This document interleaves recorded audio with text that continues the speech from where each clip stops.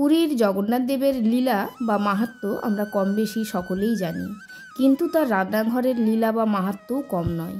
আজকে জিয়া সিংহ ব্লগে পুরীর রান্নাঘরের কিছু মাহাত্ম্য আমরা তুলে ধরব। তো বন্ধুরা, যদি ভিডিওটি ভালো লাগে অবশ্যই কমেন্টে লিখবেন জয় জগন্নাথ, এবং আমার চ্যানেলে যে সমস্ত নতুন বন্ধুরা এসেছেন প্লিজ চ্যানেলটি সাবস্ক্রাইব করে পাশে থাকুন।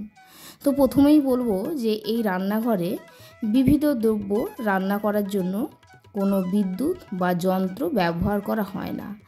উন্মুক্ত কাঠের আগুনের ওপর অনেকগুলো তেলের ল্যাম্প বা বাতি ঝুলিয়ে রাখা হয়, আর তার নিচেই সেবকরা এসে রান্নার কাজ সম্পন্ন করেন। এরপর বলবো যে এই রান্নাঘরে এত দ্রুত রান্না করা হয় যে শুধুমাত্র একদিনের প্রস্তুতিতে একসাথে প্রায় 10,000 লোক বসে প্রসাদ পায়, আর এমনিতেই 5,000-এর ওপর দর্শনার্থী প্রসাদ পেয়েই থাকে। নেক্সট বলবো এই রান্নাঘরে 9টি ভাগ রয়েছে, যাদের 2টি ভাগ 2,500 বর্গফুট করে এবং বাকি 7টি ভাগ এই দুটির চেয়ে একটু ছোট হবে। এই রান্নাঘরের রয়েছে 752টি মাটির তৈরি উনুন, যার প্রত্যেকটি দৈর্ঘ্য 3 বর্গফুট করে এবং উচ্চতায় প্রায় 4 ফুটেরও বেশি। তবে অদ্ভুত যে ব্যাপারটি তা হলো রান্না করার উনুনগুলোতে একটির উপর আরেকটি মাটির পাত্র বসানো হয়। এইভাবে প্রায় 9টি পাত্র থাকে। শুধুমাত্র এই পাত্রগুলোর নিচে অবস্থিত আগুনের মাধ্যমেই ওপরের পাত্র থেকে শুরু করে শেষের নিচের পাত্রটি রান্না অদ্ভুতভাবে সম্পন্ন হয়। এমনকি ওপরের পাত্রের রান্না সবার আগে সম্পন্ন হয় এবং সবশেষে নিচের পাত্রের রান্না। নেক্সট বলবো এই রান্নাঘরে সার্বিক তত্ত্বাবধানে নিয়োজিত রয়েছে 1000 সেবক। তার মধ্যে 500 সেবক রয়েছে কেবলমাত্র উনুনে রান্না করার জন্য সহায়ককারী হিসেবে। এরপর বলবো এখানে কোনো পুরনো পাত্রে রান্না করা হয় না। প্রতিদিন নতুন নতুন মাটির পাত্রে রান্না করা হয়। তাই একদল খালি মাটি দিয়েই পাত্র বানায়, আরেক দল তা সরবরাহ করে রান্নাঘরে নিয়ে যায়, আরেক দল পাত্রগুলো ধোয়ার কাজ করে, আরেক দল পাত্রে জল ভর্তি করে উনুনে নিয়ে যায়।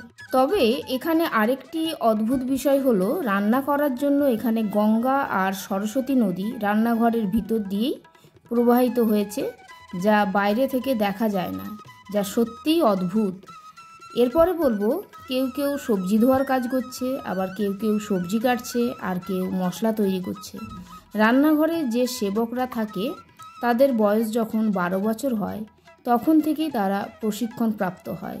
এইভাবে তারা নেমে পড়ে বংশানুক্রমে প্রাপ্ত নির্দিষ্ট সেবার কাজে সারা জীবন ধরে, অর্থাৎ মৃত্যুর আগে পর্যন্ত এই কাজ তারা করে থাকে। নেক্সট বলবো এই রান্নাঘরে 100টির ওপর ভোগের পদ রান্না করা হয়, যা 2টি ভাগে বিভক্ত। এই 2টি ভাগকে পাক্কা এবং শুক্কা নামে ডাকা হয়। পাক্কা বলা হয় যে খাবারগুলো যেগুলো সেদ্ধ করা, যেমন চাল, ডাল, খিচুড়ি এবং সমস্ত রকমের সবজি। অপরদিকে শুক্কা বলা হয় বিস্কুট, মিষ্টি আর বিভিন্ন ধরনের পিঠে, এই জাতীয় খাবারকে। এরপর বলবো যেটি সবচেয়ে আশ্চর্যের বিষয়, যে জগন্নাথ দেবের জন্য যে সমস্ত ফল ও সবজি ব্যবহার করা হয় সেগুলো শুধুমাত্র স্থানীয়ভাবে উৎপাদিত সবজি ও ফল জগন্নাথের জন্য ব্যবহৃত হয়। অন্য কোনো অঞ্চল থেকে এই উৎপাদিত দ্রব্য জগন্নাথ দেবের জন্য ব্যবহার করা হয় না। এই রান্নাঘর প্রভু জগন্নাথ এবং দেবী লক্ষ্মীর কৃপাধন্য। কথিত আছে যে দেবী মহালক্ষ্মী নিজে রান্নাঘরে রান্না করেন এবং তিনি ছদ্মবেশে ভগবান জগন্নাথের জন্য ভীম পাকা, নালা পাকা, সৌরি পাকা এবং গৌরী পাকা এই 4টি খাবার রান্না করেন, এবং এটি সবচেয়ে পবিত্র পদ্ধতিতে প্রস্তুত করা হয়। রোজঘরার বাবুর্চিরা মা লক্ষ্মীর প্রতিনিধি হিসেবে বিবেচিত হয়। দেবী দক্ষিণাকালীর তত্ত্বাবধান এবং রান্নাঘরের রক্ষক। রোষাঘরার ভেতরে শুধুমাত্র সুয়ারা, মহাসুয়ারা এবং পূজা পাণ্ডা অনুমোদিত। দক্ষিণাকালীর তিলক বা সিঁদুর লাগানোর পরই সুয়ারা সেবক মানে রাঁধুনিরা রান্নাঘরে প্রবেশ করেন। আরেকটি গুরুত্বপূর্ণ দেবতা হলেন ভগবান গণেশ।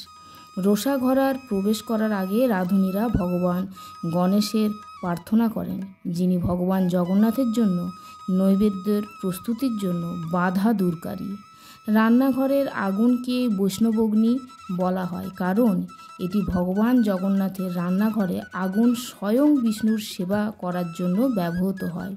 এটি কখনোই নিভানো যায় না। অখণ্ড মেকআপ নামে এক উপাসক দিনরাত কাঠকয়লা জ্বালিয়ে রাখে। মহাপ্রসাদের আরেকটি নাম কৈবল্য, যা মোক্ষ বা মুক্তি দেয়। কথিত আছে, কেউ যদি ভগবান জগন্নাথের এই অন্ন গ্রহণ করেন তবে তার আর পুনর্জন্ম হবে না। এছাড়াও জগন্নাথ মহাপ্রভুর মহাপ্রসাদের পেছনে কিছু পৌরাণিক গল্প রয়েছে। নীলাচল মাহাত্ম্য গ্রন্থ অনুসারে নারদ মহাপ্রসাদ আস্বাদন করতে আগ্রহী ছিলেন এবং নারীর ছদ্মবেশে এসেছিলেন। লক্ষ্মী তাকে চিনতে পেরে তাকে কিছু প্রস্তাব দিলেন।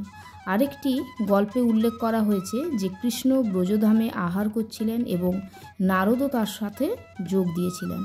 নারদ যখন কৈলাসে পৌঁছালেন তখনও খাবারের একটি কোণা তার দাঁড়িতে লেগে আছে, যা শিব সানন্দে খেয়েছিলেন।